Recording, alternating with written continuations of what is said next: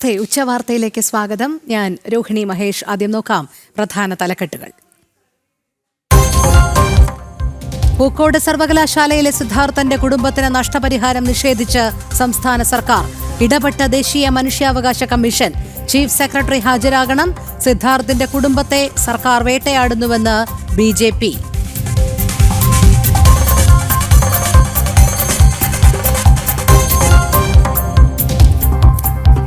ബംഗാളിൽ നിയമവിദ്യാർത്ഥിനിയെ പീഡിപ്പിച്ച കേസിൽ സെക്യൂരിറ്റി ഗാർഡ് അറസ്റ്റിൽ. തൃണമൂൽ നേതാവിൽ നിന്ന് നേരിട്ടത് അതിക്രൂര പീഡനമെന്ന പെൺകുട്ടി. കാലുപിടിച്ചു കരഞ്ഞിട്ടും വെറുതെ വിട്ടില്ല. അതിജീവിതയെ അധിക്ഷേപിച്ച് തൃണമൂൽ MP കല്യാൺ ബാനർജി.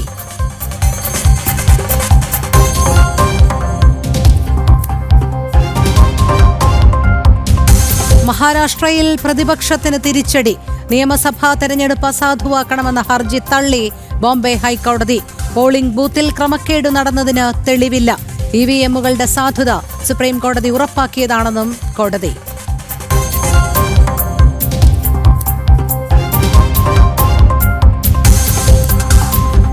ഇസ്രായേലിലേക്ക് ഹൂതി മിസൈൽ ആക്രമണം. മിസൈൽ തകർത്ത് ഇസ്രായേൽ പ്രതിരോധ സേന. ജാഗ്രതാ നിർദ്ദേശം നൽകി ഇസ്രായേൽ.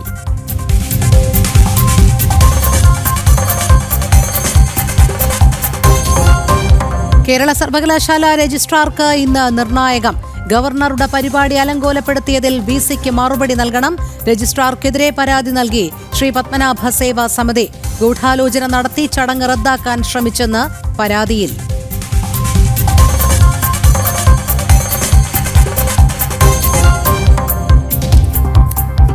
ഭാരതാംബയെ അധിക്ഷേപിച്ച VSSC ഉദ്യോഗസ്ഥന്റെ മുൻകാല പോസ്റ്റുകളും വിവാദത്തിൽ. പ്രധാനമന്ത്രിക്കും കേന്ദ്ര സർക്കാരിനുമെതിരെയും സർവീസ് ചട്ടം മറികടന്ന വിമർശനം. രാജ്യവിരുദ്ധ പരാമർശത്തിൽ പ്രതിഷേധം ശക്തം.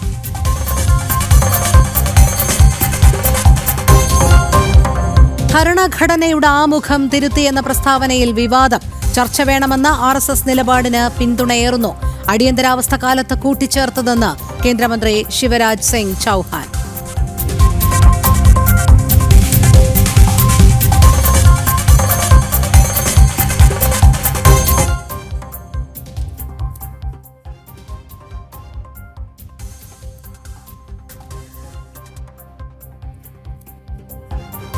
സ്കൂൾ കുട്ടികളുടെ ആനുകൂല്യങ്ങളിൽ പോലും കൈയിട്ടുവാരൽ. തിരുവനന്തപുരം കോർപ്പറേഷനെതിരെ ആളിക്കത്തി പ്രതിഷേധം. BJP മാർച്ചിൽ സംഘർഷം.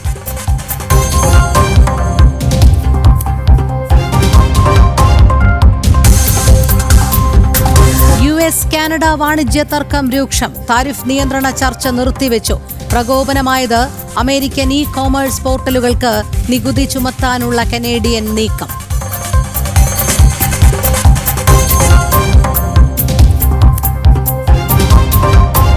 വീണ്ടും ചികിത്സാ പിഴവെന്ന് പരാതി. ഹൃദ്രോഗ ചികിത്സയ്ക്കെത്തിയ യുവാവ് കുഴഞ്ഞു വീണു മരിച്ചു.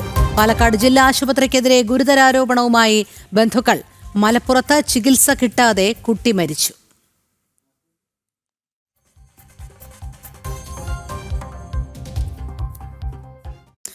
സിദ്ധാർത്ഥന്റെ മരണത്തിൽ നിർണായക ഇടപെടലുമായി ദേശീയ മനുഷ്യാവകാശ കമ്മീഷൻ. ചീഫ് സെക്രട്ടറി ജൂലൈ 10 ഹാജരാകണമെന്ന് മനുഷ്യാവകാശ കമ്മീഷന്റെ നിർദ്ദേശം. കുടുംബത്തിന് നഷ്ടപരിഹാരം നൽകണമെന്ന ഉത്തരവാണ് സർക്കാർ പൂഴ്ത്തിവെച്ചത്. 8% പലിശ നൽകണമെന്ന തുടർ ഉത്തരവും അവഗണിച്ചു. പ്രജിത്ത് മോഹനൻ ചേരുന്നു. പ്രജിത്ത്, വിശദാംശങ്ങൾ.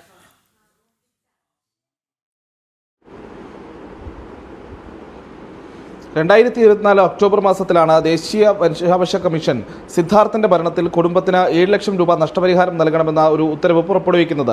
BJP നേതാവ് സന്ദീപ് വചസ്പതിയുടെ പരാതിയെ തുടർന്നായിരുന്നു കമ്മീഷൻ ഈ വിഷയത്തിൽ ഇടപെടുന്നതും. തുടർന്ന് പോലീസ് റിപ്പോർട്ട്, ജില്ലാ ഭരണകൂടത്തിന്റെ റിപ്പോർട്ട്, സംസ്ഥാന സർക്കാരിന്റെ അഭിപ്രായം എന്നിവ അറിയുകയും ചീഫ് സെക്രട്ടറി അടക്കം നേരിട്ട് വിളിച്ചു വരുത്തുകയും ഒക്കെ ചെയ്തതിനു ശേഷമായിരുന്നു ഒക്ടോബറിൽ 7 ലക്ഷം രൂപ നഷ്ടപരിഹാരം നൽകണമെന്ന് ഉത്തരവ് വരുന്നത്. എന്നാൽ സംസ്ഥാന സർക്കാർ ഈ ഉത്തരവ് പൂഴ്ത്തുന്ന സാഹചര്യമുണ്ടായി. പിന്നീട് വീണ്ടും ഈ കമ്മീഷൻ ഈ വിഷയത്തിൽ ഇടപെട്ടു. അന്ന് 8% പലിശ കൂടി അനുവദിച്ചുകൊണ്ട് നഷ്ടപരിഹാരം നൽകണമെന്നായിരുന്നു കമ്മീഷന്റെ ഉത്തരവ്.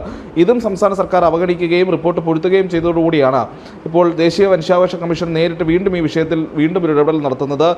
ജൂലൈ 10 മുൻപ് ചീഫ് സെക്രട്ടറി ഈ വിഷയത്തിൽ സമർപ്പിച്ച നടപടികളടക്കം നേരിട്ട് വന്ന് ഹാജരായി വിശദീകരിക്കണമെന്നുള്ളതാണ് ഇപ്പോൾ കമ്മീഷൻ നൽകിയിരിക്കുന്ന നിർദ്ദേശം. ജൂലൈ 10 ഹാജരാകേണ്ട ദിവസമായി അന്തിമ ദിവസമായി കൊടുത്തിരിക്കുന്നത്. ഇതിൽ മറ്റൊരു ശ്രദ്ധേയമായ കാര്യം, സിദ്ധാർത്ഥന്റെ കുടുംബത്തിനെ ആദ്യഘട്ടം മുതൽ തന്നെ വഞ്ചിച്ചിരുന്ന ഒരു നിലപാടാണ് സംസ്ഥാന സർക്കാർ സ്വീകരിച്ചിരുന്നത്. കാരണം സിദ്ധാർത്ഥന്റെ റാഗ് ചെയ്യുകയും മരണത്തിനിടയാക്കുകയും ചെയ്ത 19 പേരെയും ആദ്യഘട്ടം മുതൽ തന്നെ സംസ്ഥാന സർക്കാർ സംരക്ഷിച്ചിരുന്നു. അവർക്ക് തുടർ വിദ്യാഭ്യാസത്തിനടക്കമുള്ള നടപടിക്രമങ്ങളൊക്കെ സർക്കാർ ആദ്യഘട്ടത്തിൽ തയ്യാറാക്കി നൽകുന്ന കാഴ്ച കണ്ടു. പിന്നീട് വലിയ പ്രതിഷേധങ്ങൾക്കൊടുവിലാണ് അതിൽ നിന്നൊക്കെ സംസ്ഥാന സർക്കാർ പിന്നോട്ട് പോകുന്ന സാഹചര്യം ഉണ്ടായത്. ഓരോ ഘട്ടത്തിലും പ്രതികൾക്കായി CPM-ഉം SFI-യും സംസ്ഥാന സർക്കാരും പലവിധ നിലപാടുകൾ സ്വീകരിച്ചത് നമ്മൾ കണ്ടതാണ്. അതിന് പിന്നാലെയാണ് കുടുംബത്തിന് ഒരിക്കലും അതൊരു പരിഹാരമാർഗം അല്ലെങ്കിൽ കൂടി ദേശീയ മനുഷ്യാവകാശ കമ്മീഷൻ ഉത്തരവിട്ട 7 ലക്ഷം രൂപ നഷ്ടപരിഹാരം നൽകുന്നത് പോലും സംസ്ഥാന സർക്കാർ തടഞ്ഞു വെക്കുന്ന ഒരു സമീപനം സ്വീകരിച്ചിരിക്കുന്നത്. ഇന്നേക്ക് ഏതാണ്ട് 8 മാസം കഴിഞ്ഞിരിക്കുന്നു ഇത്തരമൊരു ഉത്തരവ് പുറത്തിറങ്ങിയിട്ട്. ആ ഉത്തരവിനെയാണ് സംസ്ഥാന സർക്കാർ പൂർണ്ണമായും അട്ടിമറിക്കുന്ന നിലപാടെടുത്തത്. അപ്പോൾ കുടുംബത്തെ തുടർച്ചയായി ഉപദ്രവിക്കുകയാണ്, വേട്ടയാടുകയാണ് സംസ്ഥാന സർക്കാർ എന്ന് വേണമെങ്കിൽ പറയാം. ആദ്യഘട്ടം മുതൽ തന്നെ ഈ പ്രതികളെ സംരക്ഷിക്കുന്ന നിലപാട് സ്വീകരിക്കുന്നു.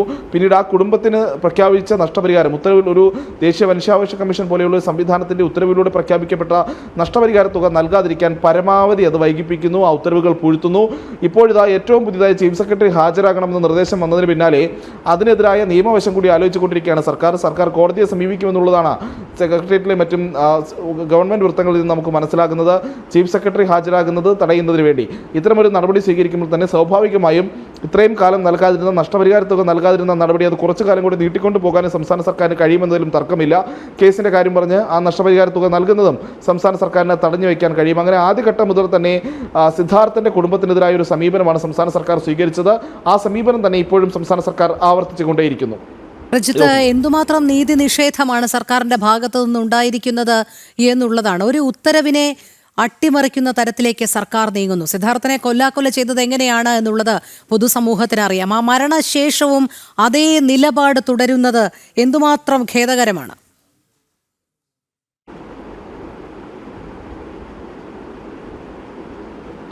അന്ന് ആന്റി റാങ്കിംഗ് സമിതിയുടെയൊക്കെ നിർണായകമായ കണ്ടെത്തലുകൾ ഉണ്ടായിരുന്നു. കാരണം മരണശേഷം സിദ്ധാർത്ഥിനെതിരെ ഒരു പെൺകുട്ടിയെ കൊണ്ട് വിശ്വസിക്കാൻ കഴിയാത്തൊരു പരാതി നൽകിച്ച് സിദ്ധാർത്ഥിനെതിരെ മറ്റൊരു ചുവയിലുള്ള ആരോപണങ്ങൾ കൊണ്ടുവരാനുള്ള ശ്രമം പോലും SFI നേതാക്കൾ അന്ന് നടത്തിയിരുന്നു. അങ്ങനെ മരണശേഷവും സിദ്ധാർത്ഥിനെ വേട്ടയാടുന്ന സമീപനമാണ് ഇടത് സംഘടനകൾ സ്വീകരിച്ചത്.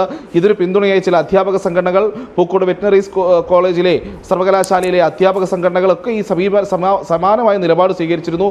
പിന്നീട് ഈ കേസന്വേഷണ ഘട്ടത്തിലുമൊക്കെ ഉണ്ടായ പല വീഴ്ചകളെക്കുറിച്ചും സർക്കാരിനെതിരെ ആരോപണങ്ങളൊക്കെ വന്നതാണ്.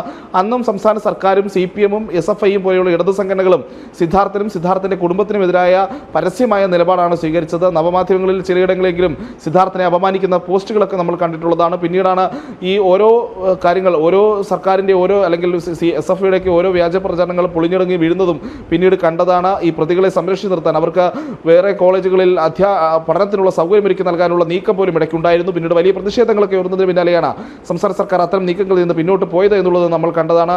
അതിന് പിന്നാലെയാണ് ഇപ്പോൾ വീണ്ടും അതിക്രൂരമെന്നല്ലാതെ വിശ്വസിക്കാൻ കഴിയാത്ത ഒരു സാഹചര്യം. ഒരു കുട്ടി മരിച്ചു, ആ കുട്ടിയുടെ കുടുംബത്തിന് നഷ്ടപരിഹാരം നൽകണമെന്ന മനുഷ്യാവകാശ കമ്മീഷൻ പോലെ ദേശീയ തലത്തിൽ ഏറ്റവും ഉയർന്ന നാഷണൽ ഹ്യൂമൻ റൈറ്റ്സ് കമ്മീഷൻ പോലെയുള്ള ഒരു സംവിധാനത്തിൽ നിന്നൊരു ഉത്തരവ് വരുന്നു. ആ ഉത്തരവ് പൂഴ്ത്തിവെക്കുന്ന സമീപനത്തിലേക്ക് സർക്കാർ പോകുകയെന്നു എന്നുള്ളതാണ്. പിന്നീട് വീണ്ടും അതിനൊരു ഉത്തരവ് വരുന്നു, പലിശ അടക്കം ആ കുടുംബത്തിന് തുക അനുവദിക്കണമെന്നുള്ളത്. സർക്കാർ അതിനും തയ്യാറാകുന്നില്ല. ഒടുവിൽ എന്തുകൊണ്ട് ഈ നടപടികൾ സ്വീകരിക്കുന്നില്ല എന്നുള്ള കാര്യത്തിൽ വിശദീകരണം നൽകാൻ ചീഫ് സെക്രട്ടറിയെ വിളിപ്പിക്കുമ്പോൾ എങ്ങനെയും കോടതിയിൽ പോയി അത് തടയാനുള്ളൊരു നീക്കത്തിലും കൂടിയാണ് സർക്കാർ പോകുന്നത് എന്നുള്ളതാണ് നമ്മൾ മനസ്സിലാക്കേണ്ട ഒരു വിഷയം. എന്ന് പറഞ്ഞാൽ 7 ലക്ഷം രൂപയും അതിൻ്റെ പലിശയുമാണ് ഇപ്പോൾ നഷ്ടപരിഹാര തുക നൽകാൻ ദേശീയ മനുഷ്യാവകാശ കമ്മീഷൻ ഉത്തരവിട്ടിരിക്കുന്നത്. ഇത് നടപ്പിലാക്കാതിരിക്കാൻ ചീഫ് സെക്രട്ടറി ഹാജരാകാതിരിക്കാൻ കോടതിയിലേക്ക് പോകുമ്പോൾ അവിടെ വേണമെങ്കിൽ ദശലക്ഷക്കണക്കിന് തുക ചെലവഴിച്ചുകൊണ്ട് സർക്കാർ ഈ ഉത്തരവ് നടപ്പിലാക്കാതിരിക്കാനുള്ള ശ്രമം നടത്തുമെന്നുള്ളൊരു വിചിത്രമായ കാഴ്ചയാണ് നമ്മൾ കാണേണ്ടി വരിക. 7 ലക്ഷം രൂപ നൽകുന്നതിന് കുറഞ്ഞത് 10 ലക്ഷം രൂപയെങ്കിലും നൽകാതിരിക്കാൻ വേണ്ടി കുറഞ്ഞത് 10 ലക്ഷം രൂപയെങ്കിലും വക്കീലിന് ഫീസ് കൊടുത്ത് കേസ് നടത്താൻ പോകുന്ന ഒരു സാഹചര്യം കൂടിയാണ് സംസ്ഥാനത്ത് ഉണ്ടാകുന്നതെന്ന് പറയാതിരിക്കാൻ വയ്യ. അത്തരം സമീപനങ്ങൾ മുന്നേ നമ്മൾ കണ്ടിട്ടുള്ളതാണ്. വേട്ടയാടുന്നവർക്കെതിരെ ഏത് നിലവരെയും സർക്കാർ മുന്നോട്ട് പോകും. അവർ വേട്ടയാടിക്കൊണ്ടേയിരിക്കും അത്തരം കുടുംബങ്ങൾ എന്നുള്ളത് നമ്മൾ കണ്ടിട്ടുള്ളതാണ്. നേരത്തെ പെരിയ കേസിലൊക്കെ ലക്ഷങ്ങൾ ചെലവഴിച്ച് പ്രതികളെ സംരക്ഷിക്കാനുള്ള ശ്രമം സംസ്ഥാന സർക്കാർ നടത്തിയത് കണ്ടതാണ്. സമാനമായ സാഹചര്യം തന്നെ ഇതിലും ഉണ്ടാകുമെന്നുള്ളതാണ് ഇപ്പോൾ മനസ്സിലാക്കുന്നത്. ശരി പ്രജിത്ത്, സിദ്ധാർത്ഥന്റെ മരണത്തിൽ നിർണായക ഇടപെടലുമായി ദേശീയ മനുഷ്യാവകാശ കമ്മീഷൻ ചീഫ് സെക്രട്ടറി ജൂലൈ 10 ഹാജരാകണം എന്ന് മനുഷ്യാവകാശ കമ്മീഷന്റെ നിർദ്ദേശം. കുടുംബത്തിന് നഷ്ടപരിഹാരം നൽകണം എന്ന ഉത്തരവാണ് സർക്കാർ പൂഴ്ത്തിവെച്ചത്. 8% പലിശ നൽകണമെന്ന തുടർ ഉത്തരവും സർക്കാർ അവഗണിച്ചു. പ്രജിത്ത് മോഹനനാണ് വിവരങ്ങൾ നൽകിയത്. പൂക്കോട് വെറ്ററിനറി സർവകലാശാലയിലെ സിദ്ധാർത്ഥന്റെ മരണത്തിൽ കുടുംബത്തിന് ലഭിക്കേണ്ട നഷ്ടപരിഹാരം തടഞ്ഞുവെച്ച സംഭവത്തിൽ രൂക്ഷ വിമർശനവുമായി BJP സംസ്ഥാന വക്താവ് സന്ദീപ് വാചസ്പതി. ദേശീയ മനുഷ്യാവകാശ കമ്മീഷൻ ഉത്തരവ് സർക്കാർ അട്ടിമറിച്ചെന്നും എന്താണ് സർക്കാരിന് ഇരയുടെ കുടുംബത്തോട് വൈരാഗ്യമെന്നും അദ്ദേഹം ചോദിച്ചു. സർക്കാർ കാണിക്കുന്നത് നീതി നിഷേധമാണെന്നും അദ്ദേഹം തിരുവനന്തപുരത്ത് പറഞ്ഞു. ഈ ദേശീയ മനുഷ്യാവകാശ കമ്മീഷൻ അനുവദിച്ച 6 ആഴ്ചത്തെ സമയം കഴിഞ്ഞിട്ടും നഷ്ടപരിഹാരം നൽകിയില്ല എന്ന് മാത്രമല്ല, രണ്ടാമത്തെ ഒരു ഉത്തരവ് കൂടി ദേശീയ മനുഷ്യാവകാശ കമ്മീഷന്റെ ഭാഗത്തു നിന്നുണ്ടായിരുന്നു. അതും പിണറായി വിജയൻ സർക്കാർ അട്ടിമറിച്ചിരിക്കുകയാണ്. ദേശീയ മനുഷ്യാവകാശ കമ്മീഷൻ ഉത്തരവിട്ട 7 ലക്ഷം രൂപ സിദ്ധാർത്ഥന്റെ കുടുംബത്തിന് നൽകാൻ എന്താണ് പിണറായി വിജയൻ സർക്കാരിന് മടി എന്ന് കേരളത്തിന്റെ പൊതുസമൂഹത്തിന് അറിയേണ്ടതുണ്ട്. കാരണം ഇത് ആദ്യമായിട്ടൊന്നുമല്ല ഇങ്ങനെ മനുഷ്യാവകാശ കമ്മീഷന്റെ ഉത്തരവുകൾ ഉണ്ടാവുകയും അത് സർക്കാരുകൾ പാലിക്കുകയും ചെയ്യുക എന്നതാണ് രാജ്യത്ത് നിലവിലുള്ള കീഴ്വഴക്കം. എന്തുകൊണ്ടാണ് പിണറായി വിജയനും സർക്കാരിന് മാത്രം ഇത്രയേറെ ധിക്കാരവും ധാർഷ്ട്യവും ഉള്ളത്? സിദ്ധാർത്ഥനോടും സിദ്ധാർത്ഥന്റെ കുടുംബത്തോടും എന്താണ് പിണറായി വിജയൻ സർക്കാരിന്റെ വൈരാഗ്യ ബുദ്ധി എന്താണ്? മഴ മുന്നറിയിപ്പിൽ മാറ്റം. തൃശൂർ, എറണാകുളം ജില്ലകളിൽ കൂടിയാണ് ഓറഞ്ച് അലർട്ട് പ്രഖ്യാപിച്ചു. നേരത്തെ പത്തനംതിട്ട, കോട്ടയം, ഇടുക്കി, മലപ്പുറം, വയനാട് ജില്ലകൾക്ക് ഓറഞ്ച് അലർട്ട് നൽകിയിരുന്നു. മറ്റ് ജില്ലകളിൽ യെല്ലോ അലർട്ടും പ്രഖ്യാപിച്ചു. ടിൻഡു ദാസ് ചേരുന്നു. ടിൻഡു, മഴ മുന്നറിയിപ്പിൽ ഏതൊക്കെ രീതിയിലുള്ള മാറ്റങ്ങളാണ് വന്നിരിക്കുന്നത്? അലർട്ടുകളിൽ എങ്ങനെയൊക്കെ മാറ്റം വിവിധ ജില്ലകളിൽ? രോഹിണി, 7 ജില്ലകൾക്ക് ഓറഞ്ച് അലർട്ട് പ്രഖ്യാപിച്ചിട്ടുണ്ട്. രാവിലെ നൽകിയിരുന്ന മുന്നറിയിപ്പിൽ ഏതാണ്ട് രാവിലെ 6 മണി മുതൽ 1 മണി വരെയുള്ള സമയങ്ങളിൽ 5 ജില്ലകളിലായിരുന്നു ഓറഞ്ച് അലർട്ട് നൽകിയിട്ടുണ്ടായിരുന്നത്. ഇവിടെ ഇപ്പോൾ 7 ജില്ലകൾക്ക് ഓറഞ്ച് അലർട്ട് പ്രഖ്യാപിച്ചിരിക്കുകയാണ്. തൃശൂർ, എറണാകുളം ജില്ലകളിലും കൂടിയാണ് ഓറഞ്ച് അലർട്ട് പ്രഖ്യാപിച്ചിരിക്കുന്നത്. അങ്ങനെയെങ്കിൽ വയനാട്, മലപ്പുറം, തൃശൂർ, ഇടുക്കി, എറണാകുളം, കോട്ടയം, പത്തനംതിട്ട ജില്ലകൾക്കാണ് ഓറഞ്ച് അലർട്ട്. മറ്റ് ജില്ലകൾക്ക് യെല്ലോ അലർട്ടും പ്രഖ്യാപിച്ചിട്ടുണ്ട്. നേരത്തെയൊക്കെ സൂചിപ്പിച്ചതുപോലെ തന്നെ വരും ദിവസങ്ങളിൽ അതിശക്തമായിട്ടുള്ള മഴ ലഭിക്കുമെന്നാണ് നമുക്ക് മുന്നറിയിപ്പുകളിൽ നിന്ന് മനസ്സിലാക്കാൻ സാധിക്കുന്നത്. 29-ാം തീയതി വരെ അതിശക്തമായിട്ടുള്ള മഴ ലഭിക്കും. വരുന്ന മണിക്കൂറുകളിൽ മഴ മുന്നറിയിപ്പിൽ മാറ്റമുണ്ടാകാനുള്ള സാധ്യതയുണ്ട്. വടക്കൻ മധ്യ കേരളങ്ങളിൽ അതിശക്തമായിട്ടുള്ള മഴ ലഭിക്കുന്നു. മലയോര മേഖലയിൽ കൂടുതൽ മഴ ലഭിക്കുന്നതായിട്ടുള്ള മുന്നറിയിപ്പ് ലഭിക്കുന്നുണ്ട്. പടിഞ്ഞാറൻ കാറ്റ് കിഴക്കൻ കാറ്റായി വീശുന്ന പ്രതിഭാസത്തിൽ 50 മുതൽ 60 കിലോമീറ്റർ വരെ കാറ്റ് വീശിയടിച്ചേക്കാവുന്ന സാധ്യത മുന്നിൽ കാണുന്നുണ്ട്. ഈ രാജസ്ഥാന് സമീപമായിട്ട് നിലകൊള്ളുന്ന ചക്രവാത ചുഴിയുടെ ഫലമായിട്ടാണ് ഇത്തരത്തിൽ മഴ ശക്തമാകുന്നത്. വരും ദിവസങ്ങളിൽ തെക്കൻ തീരങ്ങളിലും ഇത്തരത്തിലൊരു ഒഡീഷ തീരത്തും ചക്രവാത ചുഴിക്കൊരു സാധ്യത മുന്നിൽ കാണുന്നുണ്ട്. അങ്ങനെയാണെങ്കിൽ നാളെ മുതലും മഴ ശക്തമാവാനുള്ള സാധ്യതയുണ്ട്. വരും മണിക്കൂറുകളിൽ ഫോർകാസ്റ്റിൽ മാറ്റം വന്നാൽ ഈ പറയുന്ന ജില്ലകൾ റെഡ് അലർട്ടായിട്ട് മാറാനുള്ള സാധ്യത മുന്നിൽ കാണുന്നുണ്ട്. കുറഞ്ഞ സമയത്ത് കൂടുതൽ മഴ ലഭിക്കുന്ന പ്രതിഭാസമാണ് കൂടുതലായി കണ്ടുവരുന്നത്. 311.9 മീറ്റർ മഴ ഇതുവരെ ലഭിച്ചിട്ടുണ്ട്. ഇടുക്കി ജില്ലയിലാണ് ഏറ്റവും കൂടുതൽ മഴ ലഭിച്ചിട്ടുള്ളത്. അതിശക്തമായിട്ടുള്ള കാറ്റ്, വേലിയേറ്റം എന്നിവയ്ക്കും സാധ്യതയുണ്ട്. കേരള തീരത്ത് മത്സ്യബന്ധനത്തിൽ വിലക്ക് ഏർപ്പെടുത്തിയിട്ടില്ല എങ്കിലും ജാഗ്രതാ നിർദ്ദേശങ്ങൾ നൽകിയിട്ടുണ്ട്. തിരുവനന്തപുരം മുതൽ കാസർഗോഡ് വരെയുള്ള തീരപ്രദേശങ്ങളിൽ വേലിയേറ്റ സാധ്യത മുന്നിൽ കാണുന്നുണ്ട്. അതോടൊപ്പം തന്നെ കള്ളക്കടൽ പ്രതിഭാസം വെളുപ്പിന് 2 മണി മുതൽ രാവിലെ 11 മണി വരെ കള്ളക്കടൽ പ്രതിഭാസത്തിനും സാധ്യത മുന്നിൽ കാണുന്നുണ്ട്. ഏതായാലും ദുരന്ത നിവാരണ അതോറിറ്റി, റവന്യൂ വകുപ്പ്, ജില്ലാ ഭരണകൂടങ്ങളൊക്കെ നൽകുന്ന ജാഗ്രതാ നിർദ്ദേശങ്ങൾ പാലിക്കണമെന്നാണ് നമുക്ക് ലഭിക്കുന്ന മുന്നറിയിപ്പുകൾ. ശരി, ടിൻഡു ദാസാണ് വിവരങ്ങൾ നൽകിയത്. തിരുവനന്തപുരത്ത് BJP കൗൺസിലർമാരുടെ നഗരസഭാ മാർച്ചിൽ വനിതാ കൗൺസിലർക്ക് മർദ്ദനം. കൊടുങ്ങാനൂർ വാർഡ് കൗൺസിലർ പത്മയെയാണ് പോലീസ് ഉദ്യോഗസ്ഥൻ മർദ്ദിച്ചത്. വിവരങ്ങളുമായി പ്രശാന്ത് ശങ്കരമംഗലത്ത് ചേരുന്നു. പ്രശാന്ത്, BJP കൗൺസിലർമാരുടെ നഗരസഭാ മാർച്ചിൽ വലിയ രീതിയിലുള്ള പ്രതിഷേധം തന്നെ ഉടലെടുക്കുന്ന സാഹചര്യവും സംഘർഷ സാധ്യതയും ഒക്കെ നമ്മൾ കണ്ടതാണ്. ഇപ്പോൾ വനിതാ കൗൺസിലർക്ക് മർദ്ദനമേറ്റിരിക്കുന്നു എന്നാണ് മനസ്സിലാക്കാൻ കഴിയുന്നത്. എന്താണ് വിവരങ്ങൾ?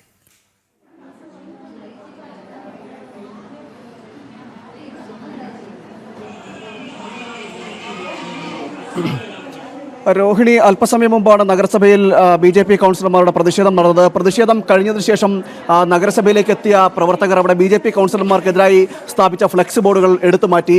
ഈ ഫ്ലെക്സ് ബോർഡുകൾ എടുത്തു മാറ്റുന്നതിനിടയിലാണ് ഒരു വനിതാ കൗൺസിലർക്ക് മർദ്ദനമേൽക്കുന്നത്. പോലീസ് ഉദ്യോഗസ്ഥന്റെ ഭാഗത്തു നിന്നാണ് മർദ്ദനമുണ്ടായത്. പുരുഷ പോലീസാണ് മർദ്ദിച്ചിരിക്കുന്നത്. വനിതാ കൗൺസിലറെ വലത് കൈക്ക് പരിക്കേൽക്കുകയും ചെയ്തു. നമ്മളോടൊപ്പം വനിതാ കൗൺസിലർ ചേരുന്നുണ്ട്. കൊടുങ്ങാനൂർ വാർഡ് കൗൺസിലർ പത്മയ്ക്കാണ് ഇത്തരത്തിൽ പോലീസ് ഉദ്യോഗസ്ഥന്റെ ഭാഗത്തു നിന്നും മർദ്ദനമേൽക്കുന്നൊരു സാഹചര്യം ഉണ്ടായിരുന്നു. എങ്ങനെയാണ് സംഭവിച്ചത്? മാർച്ച് കഴിഞ്ഞ് ഞങ്ങൾ കവാടത്തിലേക്ക് വരികയായിരുന്നു. അപ്പോൾ ഗേറ്റ് ലോക്ക് ചെയ്തൊക്കെയായിരുന്നു. ഞങ്ങൾ അവിടെ വെയിറ്റ് ചെയ്യുമ്പോഴത്തേക്ക് പുരുഷ പോലീസ് വന്ന് ഞങ്ങൾ എല്ലാ കൗൺസിലർമാരും മർദ്ദിക്കുകയായിരുന്നു. അപ്പോൾ ഒരു പോലീസ് എൻ്റെ കയ്യെ പിടിച്ചു വലിച്ച് തറയിലേക്ക് നിലത്ത് ചവിട്ടിയിട്ടിട്ട് ചവിട്ടുകയായിരുന്നു ദേഹത്ത് ചവിട്ടി. അപ്പം തൊട്ടടുത്ത് ബിന്ദു ചേച്ചി ഉണ്ടായിരുന്നു. ചേച്ചി ഉൾപ്പെടെ ഉള്ളവരാണ് എന്നെ രക്ഷിച്ചത്. ഒരു 7-8 പോലീസുകാർ ഒത്തുപിടിച്ച് എന്നെ തറയിൽ തള്ളിയിടുകയായിരുന്നു. ഇപ്പോൾ ഇളവിയെന്നാണ് തോന്നുന്നത്. നല്ല പെയിനുണ്ട്. വനിതാ പോലീസ് ധാരാളം അവിടെ ഉണ്ടായിരുന്നു, ഉദ്യോഗസ്ഥർ അവിടെ ഉണ്ടായിരുന്നു. ആ സമയത്തല്ലേ? ആ സമയത്ത് വനിതാ പോലീസ് ഉണ്ടായിരുന്നില്ല. ഞങ്ങൾ നടന്നു വരികയായിരുന്നു. ആ സമയത്ത് അവിടെ പുരുഷ പോലീസ് ആണ് ഉണ്ടായിരുന്നത്. അവരാണ് ഞങ്ങൾ കൗൺസിലർമാരെന്ന്. വനിതാ പോലീസ് ഉദ്യോഗസ്ഥരെ വിളിക്കാതെ പുരുഷ പോലീസ് തന്നെ മാറ്റുകയായിരുന്നു. അതെ. പുരുഷ പോലീസുകാർ നമ്മൾ കവാടത്തിൻ്റെ അടുത്തേക്ക് വന്നപ്പോൾ നമ്മൾ സമരമായിട്ട് വീണ്ടും അകത്തേക്ക് പോവുകയാണെന്ന് വെച്ചിട്ട് അവർ ഓടി വന്ന് ഞങ്ങളെ മർദ്ദിക്കുകയായിരുന്നു. എങ്ങനെ ശാരീരിക അവസ്ഥ എങ്ങനെ ഇപ്പോൾ? നല്ല വേദനയുണ്ട്. വയറ്റിലും കയ്യിലും ഒക്കെയാണ് ചവിട്ടിയൊക്കെ ചെയ്തത്. രോഹിണി, അതുതന്നെയാണ് വനിതാ പോലീസ് ഉദ്യോഗസ്ഥർ നോക്കി നിൽക്കെയാണ് ഈ പുരുഷ പോലീസ് കൗൺസിലർമാർക്ക് നേരെ ഈ അക്രമം അഴിച്ചുവിട്ടത്. അതായത് വലിയ ഒരു പ്രതിഷേധത്തിന് ശേഷം കൗൺസിലർമാർ നഗരസഭയ്ക്കുള്ളിലേക്ക് പ്രവേശിക്കുകയായിരുന്നു. ആ നഗരസഭയിലേക്കുള്ളിലേക്ക് പ്രവേശിക്കുമ്പോൾ അവിടെ BJP കൗൺസിലർമാർക്കെതിരായി ഫ്ലെക്സ് ബോർഡുകൾ സ്ഥാപിച്ചിരുന്നു. ആ ഫ്ലെക്സ് ബോർഡുകൾ നീക്കം ചെയ്യാൻ തുടങ്ങിയിരുന്നു. നീക്കം ചെയ്യാൻ തുടങ്ങുമ്പോഴാണ് പോലീസ് ഉദ്യോഗസ്ഥർ കൂട്ടമായി അവിടേക്ക് എത്തുകയും വനിതാ കൗൺസിലർമാരെ മർദ്ദിക്കുന്ന ഒരു സാഹചര്യത്തിലേക്ക് എത്തുന്ന ഒരു സാഹചര്യം ഉണ്ടായത്. ഇപ്പോൾ വലത് കൈക്ക് കൊടുങ്ങാനൂർ വാർഡ് കൗൺസിലർക്ക് പരിക്കേറ്റിരിക്കുകയാണ്. BJP കൊടുങ്ങാനൂർ വാർഡ് കൗൺസിലറാണ്. വലിയ രീതിയിലൊരു സമര പോരാട്ടമാണ് നടന്നത്. നഗരസഭയിലെ അഴിമതിക്കെതിരെ ശക്തമായൊരു പോരാട്ടം, ശക്തമായൊരു സമരം BJPയുടെ ഭാഗത്തു നിന്ന് തിരുവനന്തപുരം നഗരസഭയ്ക്ക് മുന്നിൽ ഉണ്ടായിരുന്നു. ആ നഗരസഭയുടെ സമരത്തിന് ശേഷം, ആ പ്രതിഷേധ സമരത്തിന് ശേഷം സമരം അവസാനിച്ച് നഗരസഭയിലേക്ക് മടങ്ങുകയായിരുന്നു.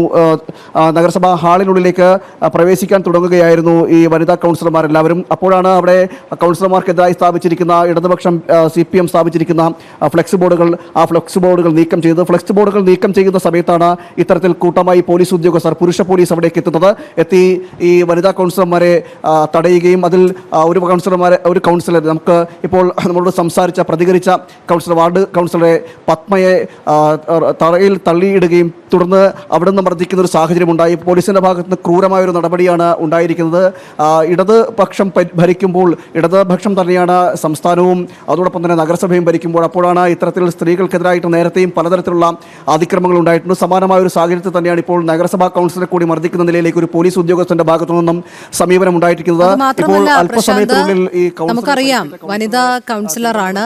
ഒരു കാരണവശാലും പുരുഷ പോലീസ് അവരുടെ അടുത്തേക്ക് പോകാനോ ശരീരത്തിൽ സ്പർശിക്കാനോ പാടുള്ളതല്ല. എന്നിട്ടും അതിലേക്ക് മുതിരണമെങ്കിൽ, അത് മാത്രമല്ല അവിടെ നിലവിൽ ആ സംഘർഷ സാഹചര്യമൊക്കെ കഴിഞ്ഞ് അവർ തിരികെ കവാടത്തിനുള്ളിലേക്ക് കയറാൻ ശ്രമിക്കുകയായിരുന്നു. അപ്പോഴാണ് യാതൊരു പ്രകോപനവുമില്ലാതെ ഇത്തരത്തിൽ പോലീസുകാരൻ വന്ന് മർദ്ദിക്കുന്നത് അല്ലേ?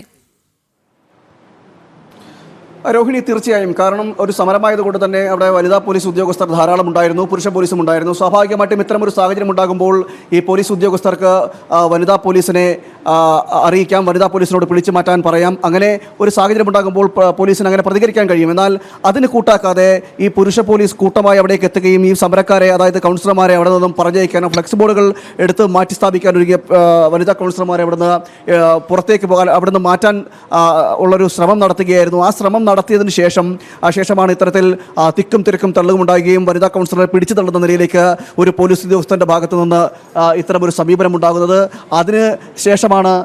അതിനുശേഷമാണ് പിന്നീട് തറയിൽ വീണ കൗൺസിലറെ ചവിട്ടുന്ന നിലയിലേക്കെല്ലാം എത്തിയത്. വലത് കൈക്ക് വലിയ രീതിയിൽ പരിക്കേറ്റിട്ടുണ്ടെന്നാണ് കൗൺസിൽ നമ്മളോട് പറഞ്ഞത്. പത്മ, കൊടുങ്ങാനൂർ വാർഡ് കൗൺസിലാണ് കൗൺസിൽ നമ്മളോട് പറയുന്നത്. മാത്രമല്ല മറ്റ് കൗൺസിലർമാരെയും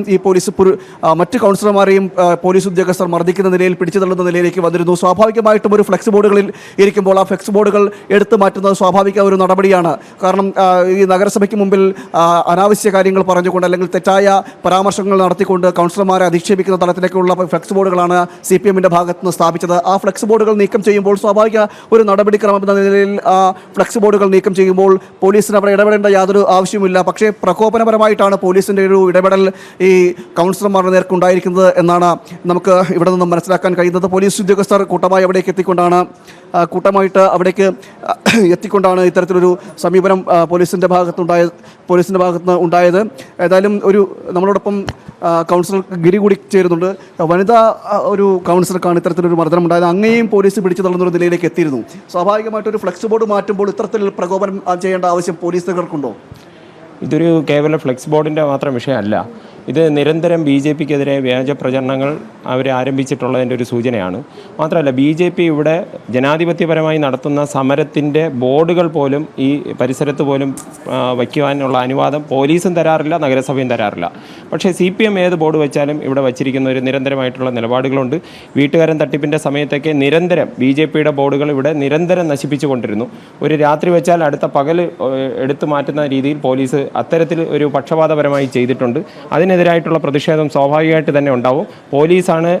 പുരുഷ പോലീസാണ് നമ്മുടെ വനിതാ കൗൺസിലറെ മർദ്ദിച്ചിരിക്കുന്നത്. BJPയുടെ പ്രതിഷേധം ശക്തമായി തന്നെ മുന്നോട്ട് കൊണ്ടുപോകും.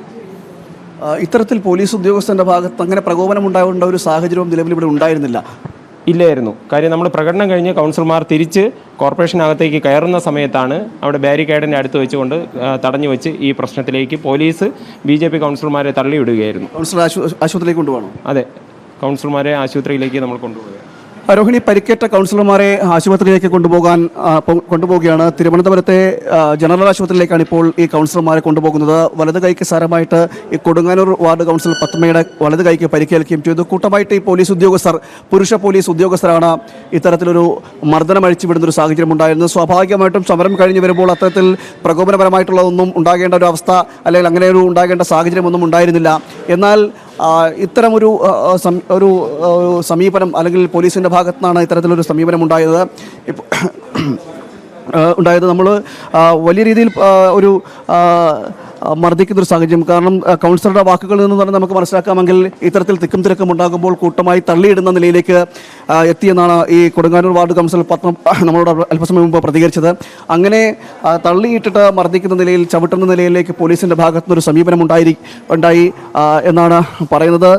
ഇത് വലിയ രീതിയിൽ പ്രതിഷേധാർഹമായ ഒരു കാര്യമാണ് ഈ പോലീസിൻ്റെ ഭാഗത്തുണ്ടായത്. സ്വാഭാവികമായിട്ടും സമരങ്ങൾ നടക്കുമ്പോൾ തിക്കും തിരക്കും ഉണ്ടാകും. എന്നിരുന്നാലും ഇത്തരം സാഹചര്യങ്ങളിൽ അങ്ങനെ ഉണ്ടാകേണ്ട യാതൊരു സാഹചര്യമോ അല്ലെങ്കിൽ സമീപനമോ ഇല്ല. എന്നാൽ പോലീസ് ബലാൽ ഇത്തരത്തിൽ പോലീസിൻ്റെ ഭാഗത്തുണ്ടായിട്ടാണെന്ന് ആണ് മനസ്സിലാക്കാൻ കഴിയുന്നത്. എന്നാൽ ഇപ്പോൾ കൗൺസിലറെ ആശുപത്രിയിലേക്ക് കൊണ്ടുപോകും. ആശുപത്രിയിലേക്ക് പോവുകയാണ്. തിരുവനന്തപുരത്ത് ജനറൽ ആശുപത്രിയിലേക്കാണ്. ശരി പ്രശാന്ത്, തിരുവനന്തപുരത്താണ് BJP കൗൺസിലർമാരുടെ നഗരസഭാ മാർച്ചിൽ ഇത്തരത്തിൽ പുരുഷ പോലീസിന്റെ അതിക്രമം. വനിതാ കൗൺസിലർക്കാണ് മർദ്ദനമേറ്റിരിക്കുന്നത്.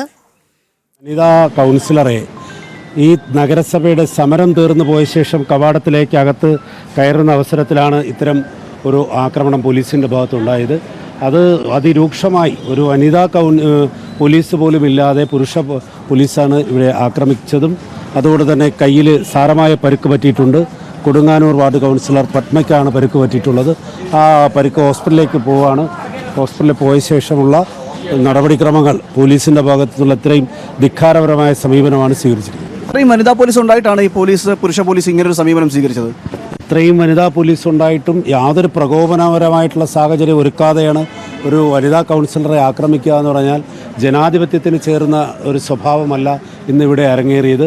ഒരു ജനാധിപത്യ രീതിയിൽ സമരം ചെയ്യാനുള്ള അവകാശവും അധികാരവും നമുക്കുണ്ട്. ആ അവകാശത്തെ പോലും അംഗീകരിക്കാത്ത ഒരു ഭരണകൂടമായി ഈ അഴിമതി ഭരണകൂടം മാറിയിരിക്കുന്നു എന്നുള്ളതാണ്. രോഹിണി, അത് തന്നെയാണ് വനിതാ കൗൺസിലറെ ഓട്ടോയിൽ ആശുപത്രിയിലേക്ക് കൊണ്ടുപോകുന്ന ഒരു ദൃശ്യങ്ങളാണ് ഇപ്പോൾ നമ്മൾ കണ്ടുകൊണ്ടിരിക്കുന്നത്. ജനറൽ ആശുപത്രിയിലേക്കാണ് ഇപ്പോൾ കൊണ്ടുപോവുക. വലത് കൈക്ക് സാരമായി പരിക്കേറ്റു. പ്രതിഷേധം കഴിഞ്ഞ് പുറത്തേക്ക് വരികയായിരുന്നു, അല്ലെങ്കിൽ പ്രതിഷേധത്തിന് ശേഷം നഗരസഭയിലേക്ക് പോകുകയായിരുന്ന കൗൺസിലർമാരെയാണ് യാതൊരുവിധ പ്രകോപനവുമില്ലാതെ പുരുഷ പോലീസ് മർദ്ദിക്കുന്നൊരു സാഹചര്യം ഉണ്ടായത്. പോലീസ് ഉദ്യോഗസ്ഥർ കൂട്ടമായി എത്തുകയും ഈ വനിതാ കൗൺസിലർമാരെ തള്ളി തറയിലേക്ക് ഇടുന്ന നിലയിലെല്ലാം എത്തി എന്നാണ് ഇപ്പോൾ അറിയാൻ കഴിയുന്നത്. അത്തരത്തിൽ തന്നെയാണ് അവരും പ്രതികരിച്ചത്. എന്തായാലും പരിക്കേറ്റ വനിതാ കൗൺസിലറെ ആശുപത്രിയിലേക്ക് കൊണ്ടുപോകുന്ന കാഴ്ചയാണ് നമ്മൾ കണ്ടത്. മുല്ലപ്പെരിയാർ അണക്കെട്ടിലെ ജലനിരപ്പ് 136 അടിക്ക് മുകളിലെത്തിയാൽ ഇന്ന് സ്പിൽവേ ഷട്ടറുകൾ തുറന്ന് പെരിയാർ നദിയിലേക്ക് തമിഴ്നാട് വെള്ളമൊഴുക്കും. നിലവിലെ കണക്കനുസരിച്ച് 135.65 അടിയാണ് മുല്ലപ്പെരിയാറിലെ ജലനിരപ്പ്. സെക്കൻഡിൽ 3867 ഘനയടി ജലം അണക്കെട്ടിലേക്ക് ഒഴുകിയെത്തുമ്പോൾ 2117 ഘനയടി വെള്ളം തമിഴ്നാട് കൊണ്ടുപോകുന്നുണ്ട്. ഷട്ടറുകൾ തുറന്നേക്കും എന്ന് തമിഴ്നാട് ജലവിഭവ വകുപ്പ് അറിയിച്ച സാഹചര്യത്തിൽ ഇടുക്കി ജില്ലാ ഭരണകൂടം മുന്നൊരുക്കങ്ങൾ നടത്തിയിട്ടുണ്ട്. പെരിയാർ, മഞ്ചുമല, ഉപ്പുതറ, ഏലപ്പാറ, അയ്യപ്പൻകോവിൽ, കാഞ്ചിയാർ, ആനവിലാസം, ഉടുമ്പൻചോല എന്നിവിടങ്ങളിൽ നിന്ന് 883 കുടുംബങ്ങളിലെ 3220 പേരെ മാറ്റിപ്പാർപ്പിക്കാൻ നിർദ്ദേശമുണ്ട്. തിരുവനന്തപുരം മുതലപ്പുഴയിൽ വീണ്ടും മത്സ്യബന്ധന വള്ളം മറിഞ്ഞ അപകടം. മീൻ പിടിക്കാൻ പോയി തിരികെ വന്ന വള്ളം തലകീഴായി മറിഞ്ഞായിരുന്നു അപകടമുണ്ടായത്. 3 പേരാണ് വള്ളത്തിലുണ്ടായിരുന്നത്. വെട്ടുതുറ സ്വദേശി നിധിന്റെ ഉടമസ്ഥതയിലുള്ള നിത്യസഹായ മാത എന്ന വെള്ളമാണ് മറിഞ്ഞത്. ഇവരെ രക്ഷിക്കാനായി മറ്റൊരു വള്ളത്തിൽ കടലിലേക്ക് പോയ 4 മത്സ്യത്തൊഴിലാളികളും അപകടത്തിൽപ്പെട്ടു. 7 പേരും നീന്തി രക്ഷപ്പെടുകയായിരുന്നു. ഇന്ന് പുലർച്ചെയായിരുന്നു അപകടം. അതിശക്തമായ തിരയിൽപ്പെട്ട് വള്ളം തലകീഴായി മറിയുകയായിരുന്നു. അഴിമുഖത്ത് ആഴം കുറവായതിനാൽ അപകടം തുടർക്കഥയാവുകയാണ്.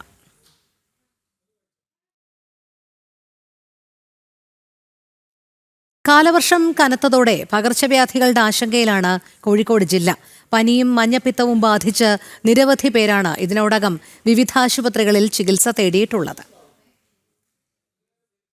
വീണ്ടും പകർച്ചവ്യാധികളുടെ വലിയ ആശങ്കയിലാണ് ജില്ലയൊന്നാകെ. കാലവർഷം കനത്തതോടെ തീരദേശത്തടക്കം നിരവധി പേരാണ് ആശുപത്രിയിൽ ചികിത്സ തേടി കഴിഞ്ഞത്. ഇതിനകം 722 പേരാണ് വിവിധ ആശുപത്രികളിൽ പനി ബാധിച്ച് ചികിത്സയിലുള്ളത്.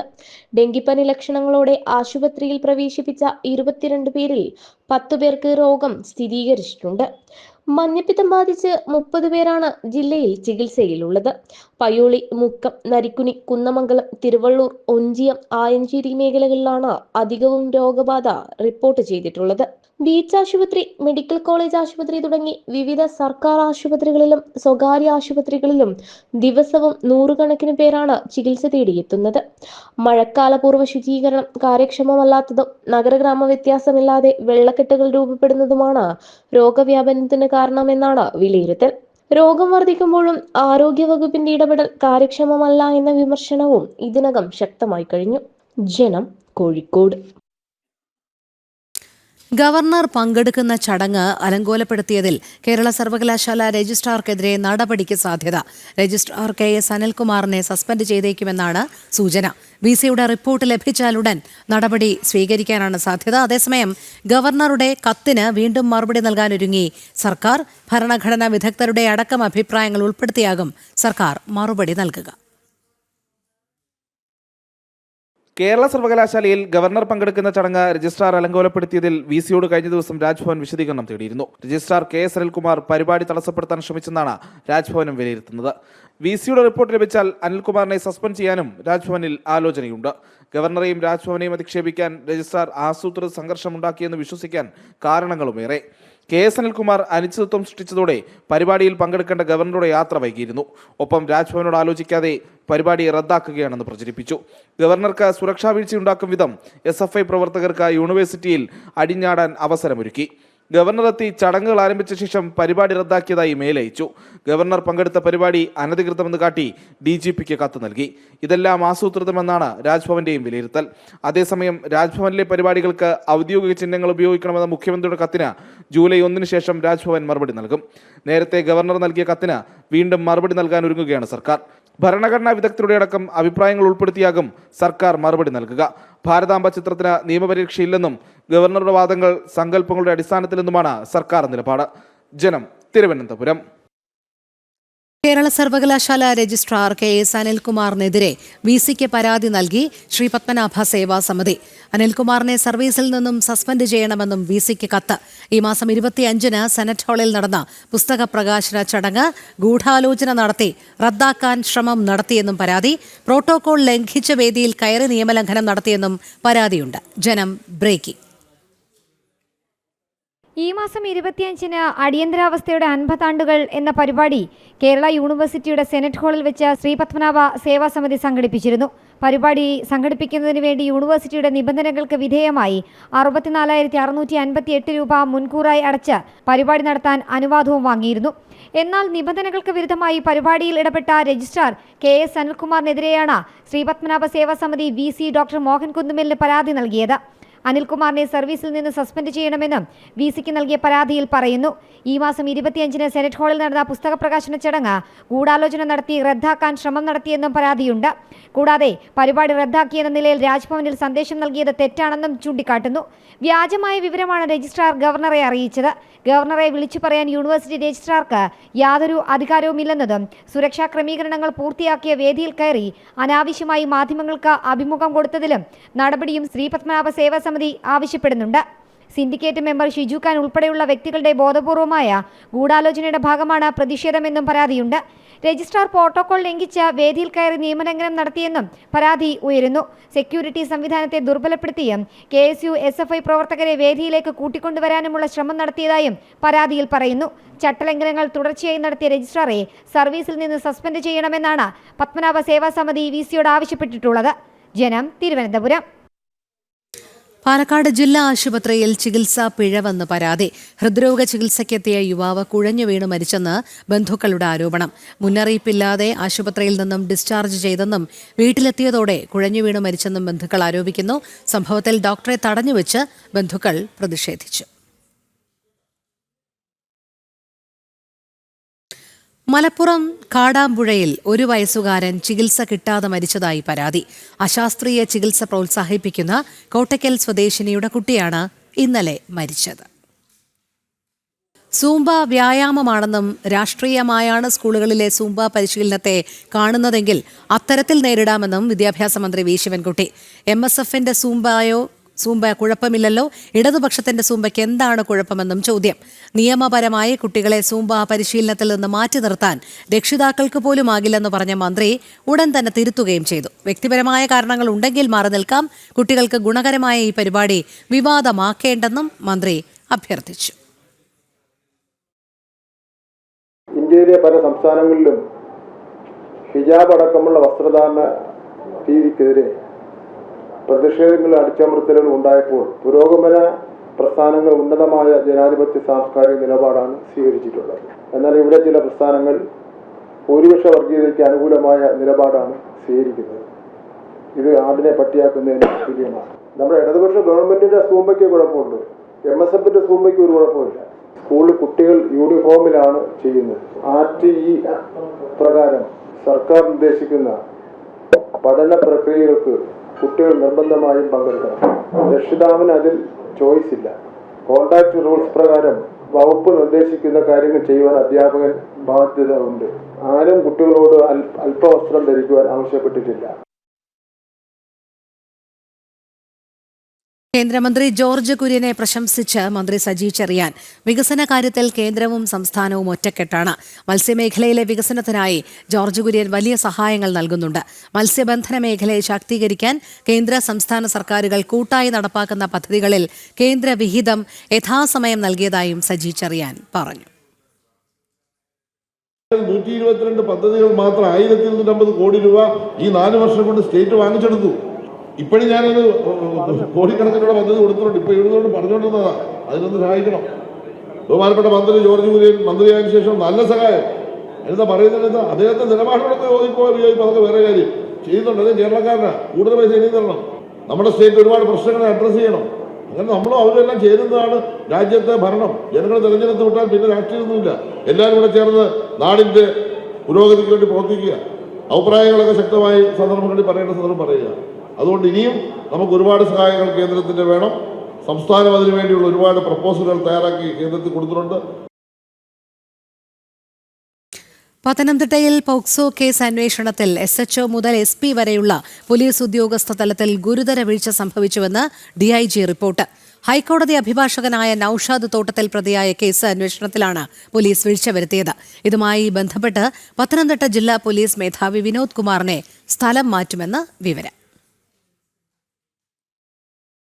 ഹൈക്കോടതി അഭിഭാഷകനും UDF സർക്കാർ കാലത്തെ ഗവൺമെന്റ് പ്ലീഡറുമായിരുന്ന നൌഷാദ് തോട്ടത്തിൽ പ്രതിയായ പോക്സോ കേസ് അന്വേഷണ അട്ടിമറിയുമായി ബന്ധപ്പെട്ട് 3 റിപ്പോർട്ടുകളാണ് DIG അജിത ബീഗം ആഭ്യന്തര വകുപ്പിന് കൈമാറിയത്. അന്വേഷണത്തിൽ കോന്നി പോലീസിനുണ്ടായ വീഴ്ചയിൽ കോന്നി ഡിവൈഎസ്പി രാജപ്പൻ റാവുത്തർ, SHO ശ്രീജിത്ത് എന്നിവരെ ജൂൺ 2-ന് സസ്പെൻഡ് ചെയ്തിരുന്നു.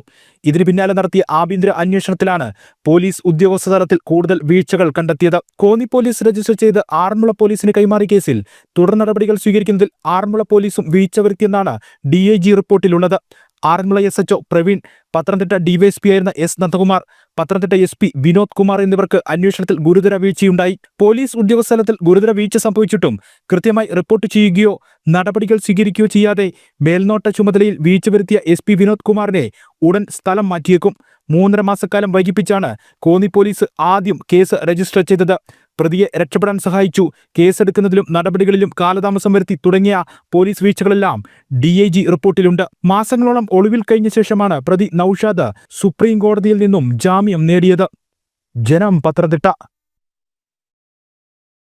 മലപ്പുറം കാളികാവിലെ നരഭോജി കടുവയെ പിടികൂടാനുള്ള ദൗത്യം തുടരുന്നു. ദൗത്യം 1.5 മാസത്തോളമായിട്ടും ഇതുവരെ കടുവയെ പിടികൂടാൻ കഴിഞ്ഞിട്ടില്ല. ഇന്നലെ ദൗത്യ സംഘത്തെ കടുവ ആക്രമിച്ചിരുന്നു. ഇതിനിടെ പെരിന്തൽമണ്ണ മണ്ണാർക്കാട് ജനവാസ മേഖലയിൽ പുലി ഇറങ്ങിയ ദൃശ്യങ്ങൾ നാട്ടുകാർ സ്ഥാപിച്ച ക്യാമറയിൽ പതിഞ്ഞു.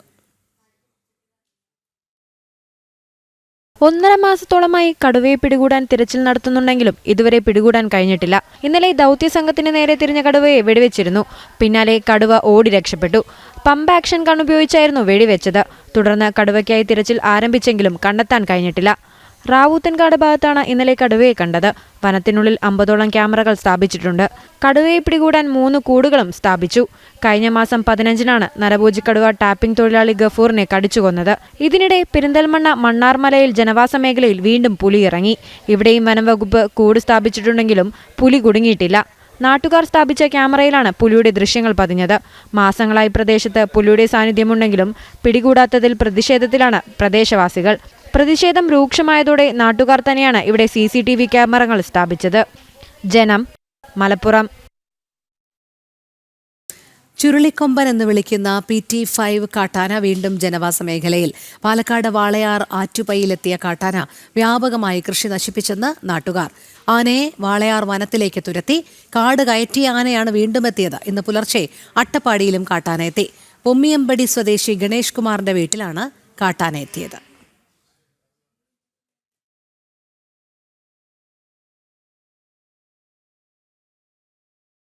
ചുരുളി സിനിമ വിവാദത്തിൽ നടൻ ജോജു ജോർജിനെതിരായ ഫേസ്ബുക്ക് പോസ്റ്റ് പിൻവലിച്ച് സംവിധായകൻ ലിജോ ജോസ് പല്ലിശ്ശേരി. ജോജുവിന് നൽകിയ പ്രതിഫലത്തിന്റെ രേഖകളടക്കം ലിജോ പങ്കുവച്ചിരുന്നു. ജോജുവിനെ തെറ്റിദ്ധരിപ്പിച്ചിട്ടില്ലെന്നും ഫേസ്ബുക്കിൽ കുറിച്ചിരുന്നു. ഒരവസരമുണ്ടായാൽ ഉറപ്പായും ചുരുളി തിയേറ്ററുകളിൽ റിലീസ് ചെയ്യുമെന്നും ലിജോ കുറിച്ചിരുന്നു. ഈ പോസ്റ്റാണ് ലിജോ ഇപ്പോൾ പിൻവലിച്ചിരിക്കുന്നത്. ലിജോയുടെ ഫേസ്ബുക്ക് പോസ്റ്റിനെ വിമർശിച്ച് ജോജു ജോർജും രംഗത്തെത്തിയിരുന്നു. പ്രധാനമന്ത്രി നരേന്ദ്രമോദി അടുത്ത മാസം വിദേശ പര്യടനത്തിന്. ജൂലൈ 2, 3 തീയതികളിൽ ഘാന സന്ദർശിച്ചാണ് യാത്രയുടെ തുടക്കം. 30 വർഷത്തിനിടെ ആദ്യമായാണ് ഒരു ഭാരത പ്രധാനമന്ത്രി ഘാന സന്ദർശിക്കുന്നത്. ഊർജ്ജ പ്രതിരോധ വികസന പദ്ധതികളിൽ ബന്ധം ശക്തിപ്പെടുത്തുകയാണ് സന്ദർശനത്തിന്റെ ലക്ഷ്യം. ട്രിനിഡാഡ് ആൻഡ് ടുബാഗോയിലും അർജന്റീന, ബ്രസീൽ എന്നിവിടങ്ങളിലും പ്രധാനമന്ത്രി സന്ദർശനം നടത്തും. ബ്രസീലിൽ 5 മുതൽ 7 വരെ നടക്കുന്ന ബ്രിക്സ് ഉച്ചകോടിയിൽ പ്രധാനമന്ത്രി പങ്കെടുക്കും. നമീബിയ കൂടി സന്ദർശിച്ച ശേഷമാകും പ്രധാനമന്ത്രിയുടെ മടക്കം. ലോകാത്ഭുതങ്ങളിലൊന്നായ താജ്മഹലിന് ചോർച്ച. ആഗ്രയിലെ താജ്മഹലിന്റെ പ്രധാന താഴികക്കുടത്തിലാണ് 73 മീറ്റർ വരെ ഉയരത്തിൽ ആർക്കിയോളജിക്കൽ സർവേ ഓഫ് ഇന്ത്യ ചോർച്ച കണ്ടെത്തിയത്. 15 ദിവസം പരിശോധന തുടരും. ശേഷമായിരിക്കും വിദഗ്ധരെത്തി അറ്റകുറ്റപ്പണി ആരംഭിക്കുക. പണി പൂർത്തിയാക്കാൻ ഏകദേശം 6 മാസം വരെ എടുക്കും. കല്ലുകളെ യോജിപ്പിക്കുന്ന കുമ്മായ കൂട്ട് നഷ്ടപ്പെട്ടതാകാം ചോർച്ചയ്ക്കു കാരണം എന്നാണ് വിലയിരുത്തുന്നത്. താഴികക്കുടത്തിന്റെ മേൽക്കൂരയും വാതിലും തറയും ദുർബലമായിട്ടുണ്ട്. താഴികക്കുടത്തെ താങ്ങി നിർത്തുന്ന ഇരുമ്പ് നിർമ്മിതിയുടെ സമ്മർദ്ദം മൂലം കുമ്മായത്തിന് ഇളക്കമുണ്ടായതും ചോർച്ചയ്ക്ക് വഴിവെച്ചേക്കാമെന്നും കരുതുന്നു. അമേരിക്ക കാനഡ വാണിജ്യ തർക്കം രൂക്ഷമാകുന്നു. താരിഫ് നിയന്ത്രിക്കുന്നത് സംബന്ധിച്ച് US കാനഡ ചർച്ചകൾ നിർത്തിവെക്കുന്നതായി ട്രംപ് അറിയിച്ചു. അമേരിക്കൻ IT സ്ഥാപനങ്ങൾക്ക് 3% തീരുവ ചുമത്താനുള്ള കാനഡയുടെ നീക്കത്തെ തുടർന്നാണ് ചർച്ചകൾ നിർത്തിവെച്ചത്. തിങ്കളാഴ്ച മുതൽ അമേരിക്കൻ IT കമ്പനികൾക്ക് 3% അധിക താരിഫ് ഏർപ്പെടുത്താനുള്ള തീരുമാനമാണ് കാനഡയുടേത്. ഇതേ തുടർന്നാണ് ട്രംപ് താരിഫ് ഡീലുമായി ബന്ധപ്പെട്ട ചർച്ചകൾ നിർത്തിവെച്ചത്. അടുത്തയാഴ്ചയോടെ കാനഡയ്ക്ക് പുതിയ താരിഫ് നിരക്ക് പ്രഖ്യാപിക്കുമെന്നും ട്രംപ് അറിയിച്ചു. കാനഡയുടെ ബജറ്റ് കമ്മി ബാധ്യതകൾ ഏറ്റെടുക്കാൻ തയ്യാറല്ലെന്നും ട്രംപ് ഇന്നലെ പറഞ്ഞിരുന്നു. കാനഡയുമായുള്ള താരിഫ് സംബന്ധമായ എല്ലാ ചർച്ചകളും നിർത്തിവെച്ചതായും ട്രംപ് സമൂഹമാധ്യമത്തിൽ കുറിച്ചു.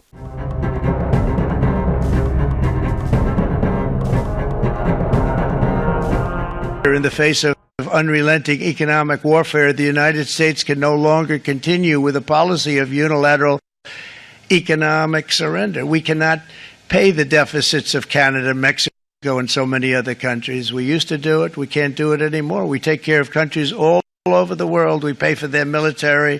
We pay for everything they have to pay. And then when you want to cut back a little bit, they get upset that you're not taking care of them any longer. But we have to take care of our people, and we're going to take care of our people first. And I'm sorry to say that. Canada dairy ഉൽപ്പന്നങ്ങൾക്ക് 400% അധിക tariff ചുമത്തുന്നത്. വർഷങ്ങളായി തുടരുന്ന ഈ അധിക താരിഫിന് പുറമെയാണ് പുതിയ താരിഫെന്നും Trump കുറ്റപ്പെടുത്തി. അധികാരത്തിലെത്തിയ ദിവസങ്ങളിൽ തന്നെ കാനഡയ്ക്ക് 25% അധിക താരിഫ് ഏർപ്പെടുത്താൻ ട്രംപ് തീരുമാനിച്ചിരുന്നു. കാനഡയിൽ തെരഞ്ഞെടുപ്പും പുതിയ സർക്കാർ വരുന്ന സാഹചര്യത്തിലും താൽക്കാലികമായി അധിക താരിഫ് ചുമത്തുന്നത് നിർത്തിവച്ചിരിക്കുകയായിരുന്നു. ഇന്റർനാഷണൽ ഡെസ്ക്, ജനം. അമേരിക്കയിൽ ജനിക്കുന്ന അനധികൃത കുടിയേറ്റക്കാരുടെ കുട്ടികൾക്ക് പൗരത്വം നൽകുന്നത് തടയുന്ന നിയമം ഭേദഗതി നടപ്പാക്കാൻ അമേരിക്കൻ പ്രസിഡന്റിന് സുപ്രീംകോടതിയുടെ അനുമതി. സർക്കാർ നയങ്ങളിൽ ഇടപെടരുതെന്ന നിർദ്ദേശമാണ് സുപ്രീംകോടതി നൽകിയിരിക്കുന്നത്. വിധി വലിയ വിജയം എന്ന് ട്രംപ് വിശേഷിപ്പിച്ചു. ആധുനിക കാലഘട്ടത്തിലെ സാഹചര്യങ്ങൾക്ക് അനുകൂലമല്ല ജന്മാവകാശ പൗരത്വമെന്ന് ട്രംപ് വ്യക്തമാക്കിയിരുന്നു. ഇക്കാര്യം ചൂണ്ടിക്കാട്ടി എക്സിക്യൂട്ടീവ് ഓർഡറും ട്രംപ് പുറപ്പെടുവിച്ചിരുന്നു. നടപടിക്കെതിരെ വിവിധ കോടതികൾ ഉത്തരവും പുറപ്പെടുവിച്ചു. ഈ സാഹചര്യത്തിലാണ് സുപ്രീം കോടതി കേസ് പരിഗണിക്കുന്നത്. എക്സിക്യൂട്ടീവിന്റെ നിയമ നടപടികൾക്കുള്ള അധികാരത്തിൽ ഇടപെടുന്നത് ഒഴിവാക്കണമെന്ന നിർദ്ദേശമാണ് കോടതികൾക്ക് സുപ്രീം കോടതി നൽകിയത്. 9 അംഗങ്ങൾ ഉൾപ്പെടുന്ന ബെഞ്ചാണ് കേസ് പരിഗണിച്ചത്. 6 ജഡ്ജിമാർ വിധിയെ അനുകൂലിച്ചും 3 ജഡ്ജിമാർ എതിർത്തും വോട്ട് ചെയ്തു. സുപ്രീം കോടതി വിധി വൻ വിജയമെന്ന് ട്രംപ് വിശേഷിപ്പിച്ചു. അനധികൃത കുടിയേറ്റക്കാരുടെ അമേരിക്കയിൽ ജനിക്കുന്ന കുഞ്ഞുങ്ങൾക്ക് ജന്മാവകാശമായി പൗരത്വം ലഭിക്കില്ലെന്ന് തീരുമാനമാണ് ട്രംപിന്റെ ഭാഗത്തുനിന്ന് ഉണ്ടായത്. ഇത്തരത്തിൽ അമേരിക്കയിൽ കുഞ്ഞുങ്ങൾ ജനിക്കുന്ന ദമ്പതിമാർ അവിടെ തന്നെ കഴിയാനുള്ള അനുമതി നേടുന്ന രീതിയുമുണ്ട്. ഇത്തരത്തിൽ അനുമതി ലഭിച്ചവരെ നാടുകടത്തൽ നടപടികൾക്ക് വിധേയമാക്കാനും സാധ്യമല്ല. ഈ സാഹചര്യത്തിലാണ് അനധികൃത കുടിയേറ്റക്കാരുടെ കുട്ടികൾക്ക് പൗരത്വം ജന്മാവകാശമാക്കേണ്ടതില്ലെന്ന തീരുമാനം ട്രംപ് കൈക്കൊള്ളുന്നത്. ഇന്റർനാഷണൽ ഡെസ്ക്, ജനം. ലക്ഷദ്വീപ് MP മുഹമ്മദ് ഫൈസലിനെ CBI കോടതി വെറുതെ വിട്ടു. ഇറക്കുമതി ലൈസൻസ് ദുരുപയോഗം ചെയ്ത് BPSLന് നഷ്ടമുണ്ടാക്കിയ കേസിലാണ് നടപടി. 9 പ്രതികളിൽ 6 പേരെ നേരത്തെ കുറ്റവിമുക്തരാക്കിയിരുന്നു. BPCLന് 1,04,00,000 രൂപ നഷ്ടം വരുത്തിയതിൽ 2009 CBI കേസ് രജിസ്റ്റർ ചെയ്തത്. 2011 അന്വേഷണം പൂർത്തിയാക്കി 9 പേർക്കുമെതിരെ CBI കുറ്റപത്രം സമർപ്പിച്ചിരുന്നു. നിലമ്പൂരിലേത് തോൽവി തന്നെ എന്ന് CPI സംസ്ഥാന സെക്രട്ടറി ബിനോയ് വിശ്വം. തോറ്റാൽ പാഠങ്ങൾ പഠിക്കും.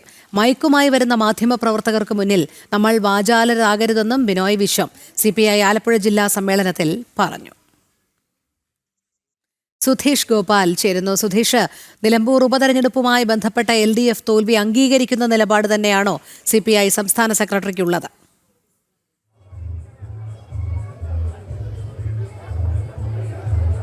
രോഹിണി, തീർച്ചയായും നിലമ്പൂരിലേത് പരാജയം തന്നെയാണ്. അത് കണക്കുകൾ നിരത്തി അതിനെ പരാജയമല്ല എന്ന് വരുത്താനുള്ള ശ്രമം ഉണ്ടാകില്ല എന്നത് തന്നെയാണ് CPIയുടെ സംസ്ഥാന സെക്രട്ടറി ബിനോയ് വിശ്വം വ്യക്തമാക്കുന്നത്.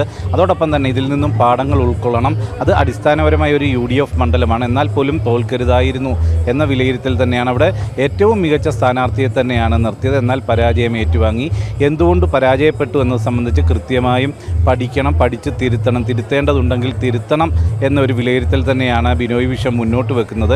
അതോടൊപ്പം തന്നെ ബിനോയ് വിശ്വം ആരോപിക്കുന്നു, കോൺഗ്രസിൽ ജയിച്ചാലും തോറ്റാലും അടിയാണിപ്പോൾ. ജയിച്ചപ്പോൾ ആര് കാരണമാണ് ജയിച്ചത് എന്നതിനെ ചൊല്ലി ക്യാപ്റ്റനും മേജറും തമ്മിലുള്ള തർക്കമാണ് നടക്കുന്നത് എന്നതാണ് ചൂണ്ടിക്കാണിക്കുന്നത്. എന്നാൽ ഭൂരിപക്ഷ വർഗീയതയും ന്യൂനപക്ഷ വർഗീയതയും കൂട്ടുപിടിച്ചാണ് UDF നിലമ്പൂരിൽ ജയിച്ചതെന്നും ബിനോയ് വിശ്വം ആരോപിക്കുന്നുണ്ട്. ഇതേ സാഹചര്യത്തിൽ തന്നെ ഇന്ന് ഇവിടെ അവതരിപ്പിച്ച ജില്ലാ സെക്രട്ടറി അവതരിപ്പിക്കുന്ന രാഷ്ട്രീയ റിപ്പോർട്ടിൽ സർക്കാരിനെതിരെ രൂക്ഷ വിമർശനമുണ്ട്. അതായത് വ്യവസായ വകുപ്പിനും കയർ വകുപ്പിനുമെതിരെയാണ് വിമർശനമുള്ളത്. കയർ മേഖല വലിയ രീതിയിൽ നന്നായി നടന്നിരുന്നതാണ് ആലപ്പുഴയിൽ കയർ മേഖല. അതിന് മുൻഗണന നൽകി മുന്നോട്ട് കൊണ്ടുവരണം എന്ന നിർദ്ദേശം CPI മുന്നോട്ട് വെച്ചെങ്കിലും അത് അവഗണിച്ചു എന്നതാണ് ചൂണ്ടിക്കാണിക്കുന്നത്. അതോടൊപ്പം തന്നെ വ്യവസായ വകുപ്പിനെതിരെ ആലപ്പുഴ എന്ന് പറയുന്നത് TV തോമസിൻ്റെ നേതൃത്വത്തിൽ വ്യവസായ വകുപ്പിന് വലിയ ശക്തി ഉണ്ടാക്കിയ വ്യവസായ മേഖലയെ വളരെ നല്ല രീതിയിൽ കൊണ്ടുപോയിരുന്ന ഒരു മേഖലയാണ്. എന്നാൽ അവിടെ ഇന്ന് നിരവധി വ്യവസായ സ്ഥാപനങ്ങൾ അടഞ്ഞു കിടക്കുന്നു. അതിൽ മാറ്റമുണ്ടാവണം, അതിന് പ്രത്യേക ശ്രദ്ധ നൽകണമെന്ന് ആവശ്യപ്പെട്ടിട്ടും ഒരു നടപടിയും ഉണ്ടായില്ല. ആലപ്പുഴയുടെ തീരത്തു നിന്നും കരിമണൽ ഖനനം വലിയ രീതിയിൽ നടക്കുന്നു. ശാസ്ത്രീയമായ പഠനങ്ങളടക്കം അത് തീരശോഷണത്തിന് കാരണമാകും എന്നത് നിലനിൽക്കെ തന്നെ അതിനെ അവഗണിച്ചുകൊണ്ടാണ് കരിമണൽ ഖനനം നടക്കുന്നത്. CPIയുടെ എതിർപ്പിനെ മറികടന്നുകൊണ്ട് കോടിക്കണക്കിന് രൂപയുടെ മണലാണ് കടത്തിക്കൊണ്ടു പോകുന്നത്. തീരമേഖലയ്ക്കും കുട്ടനാടിനും വലിയ രീതിയിൽ ഭീഷണിയാണ്. എന്നാൽ സാമ്പത്തിക ലാഭം മാത്രമാണ് വ്യവസായ വകുപ്പ് ലക്ഷ്യം വെക്കുന്നതെന്ന് അടക്കമുള്ള ആരോപണങ്ങളാണ് രാഷ്ട്രീയ റിപ്പോർട്ടിലുള്ളതും. രോഹിണി. ശരി, സുധീഷ് ഗോപാലാണ് വിവരങ്ങൾ നൽകിയത്. PV അൻവറിന്റെ UDF മുന്നണി പ്രവേശനത്തിന് സമ്മർദ്ദം ചെലുത്താനൊരുങ്ങി മുസ്ലിം ലീഗ്. അൻവർ മുന്നണിയിലെത്തിയാൽ വരുന്ന തെരഞ്ഞെടുപ്പുകളിൽ ഗുണം ചെയ്യുമെന്ന കണക്ക് കൂട്ടലിലാണ് ലീഗ് നേതാക്കൾ. UDF യോഗത്തിൽ ഇക്കാര്യം ഉന്നയിക്കും. നിലമ്പൂർ ഉപതെരഞ്ഞെടുപ്പിൽ 20,000-ഓളം വോട്ടുകൾ നേടിയ PV അൻവർ നിർണായകമായെന്ന വിലയിരുത്തലിലാണ് ലീഗ് നേതൃത്വം. CPM-ൽ നിന്നും വോട്ടുകൾ ചോരാൻ ഇത് ഇടയാക്കിയെന്നും മുസ്ലിം ലീഗ് നേതൃത്വം വിലയിരുത്തുന്നു. ഇതിന്റെ അടിസ്ഥാനത്തിൽ PV അൻവറിനെ UDF മുന്നണിയിൽ പ്രവേശിപ്പിക്കുന്നതിനുള്ള സമ്മർദ്ദം ലീഗ് ശക്തമാക്കും.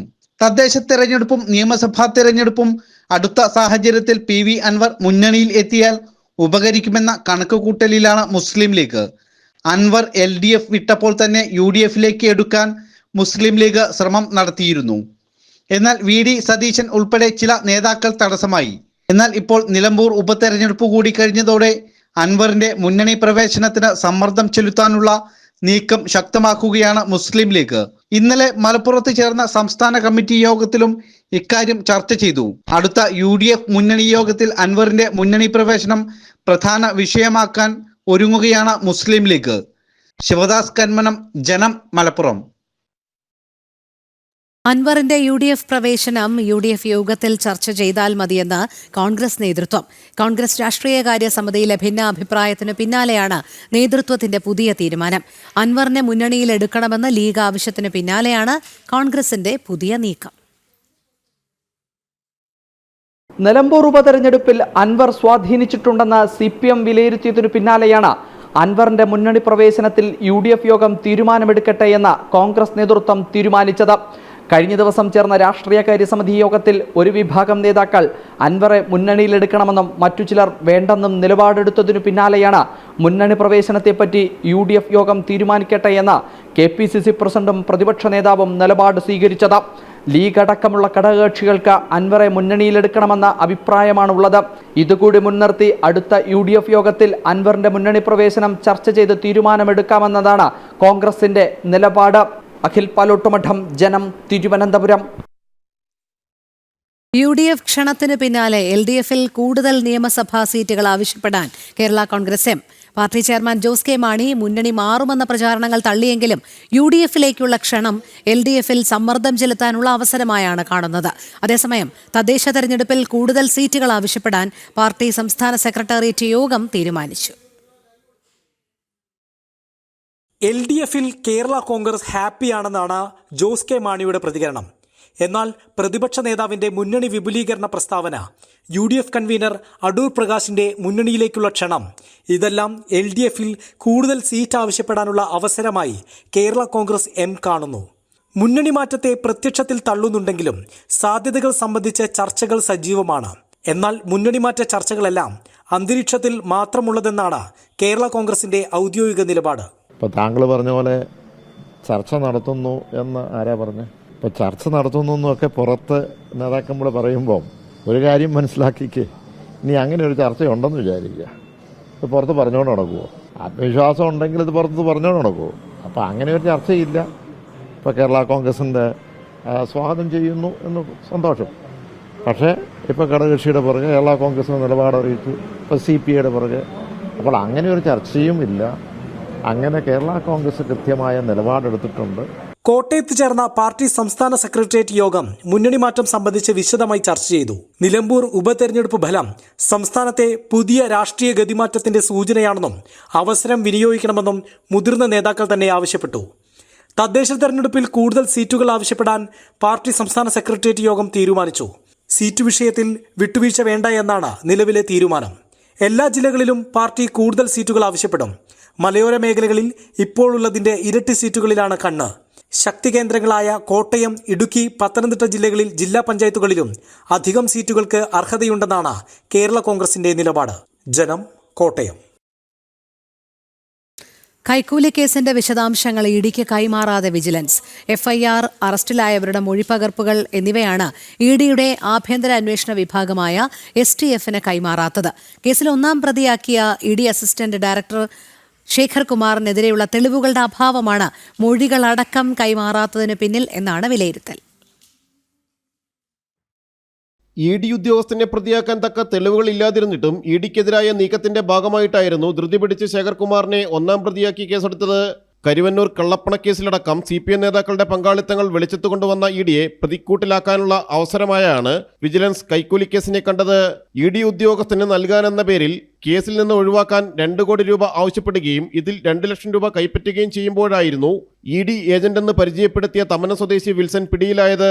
കള്ളപ്പണക്കേസ് നേരിടുന്ന വ്യവസായി അനീഷ് ബാബുവായിരുന്നു പരാതിക്കാരൻ. പ്രതികളെ അറസ്റ്റ് ചെയ്ത് 1.5 മാസത്തിന് ശേഷവും ഒന്നാം പ്രതിയാക്കിയ ഉദ്യോഗസ്ഥനെതിരെ തെളിവ് ശേഖരിക്കാൻ കഴിയാത്ത വിജിലൻസ് ഇത് മറയ്ക്കാനാണ് ED ആവശ്യപ്പെട്ട രേഖകൾ കൈമാറാതിരിക്കുന്നത്. എന്നാൽ വിജിലൻസ് EDയോട് ആവശ്യപ്പെട്ട വിവരങ്ങൾ പലതും ED കൈമാറിയിരുന്നു. ജനം, കൊച്ചി. കേരള മാർഗദർശക മണ്ഡലിന്റെ നേതൃത്വത്തിൽ കാസർഗോഡ് മുതൽ തിരുവനന്തപുരം വരെ പ്രമുഖ സന്യാസിമാർ നയിക്കുന്ന ധർമ്മ സന്ദേശയാത്ര ഒക്ടോബർ 7 മുതൽ 21 വരെ നടക്കും. സമൂഹത്തിലെ മൂല്യശോഷണത്തെക്കുറിച്ച് അവബോധവും യുവതലമുറയ്ക്ക് കരുത്തും ലക്ഷ്യബോധവും നൽകാനാണ് യാത്ര.